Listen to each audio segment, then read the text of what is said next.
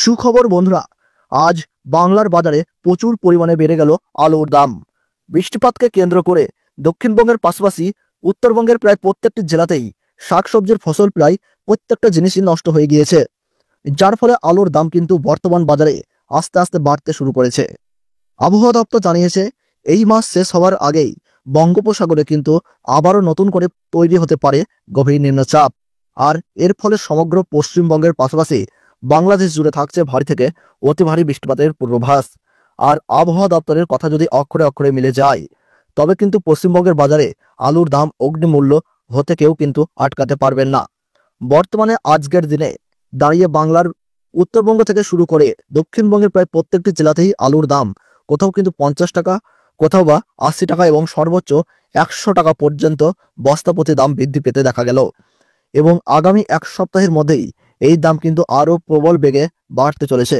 তো সুপ্রিয় দর্শক, আমরা এখন দেখে নেব আজকের দিনে দাঁড়িয়ে কোন কোন জেলাগুলিতে আলুর দাম কত টাকা বেড়ে গেল। 2025 সালে আলুর দাম যদি বাড়ে তাহলে আরো কত টাকা পর্যন্ত বাড়তে পারে, এই বিষয়ে বড় বড় আলু বিশেষজ্ঞ তথা আলু ব্যবসায়ী মহল এই মাত্র কি জানিয়ে দিলেন। তো তাই কিন্তু আমি আপনাদেরকে জানিয়ে দেব এই ভিডিওটির মাধ্যমে। তাই বিস্তারিতভাবে জানতে হলে অবশ্যই ভিডিওটিকে শেষ পর্যন্ত দেখতে থাকবেন। আর আপনি বাংলার কোন জেলার আলুর দর সম্পর্কে জানতে চাচ্ছেন, সেই জায়গার নামটি ভিডিওর কমেন্ট বক্সে লিখে জানাবেন।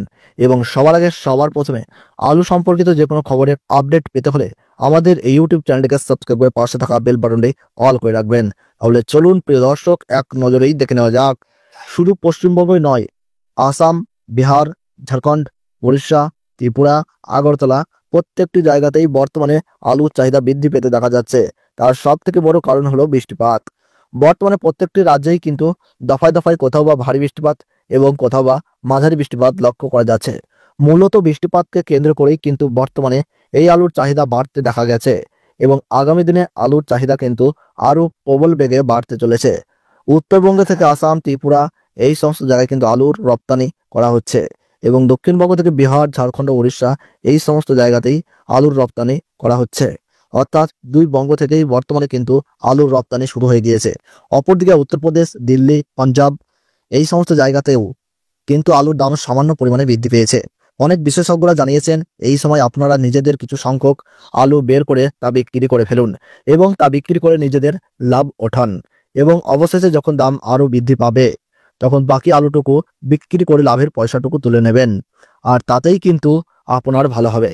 আর এই সময় অন্যের কথায় পা দিয়ে কোনো রকম পদক্ষেপ নেবেন না, যা করবেন নিজে ভাবনা চিন্তা করে পদক্ষেপ নেবেন। তো এই ছিল আজকের আলুর বাজার দর সম্পর্কিত সর্বশেষ আপডেট। ধন্যবাদ।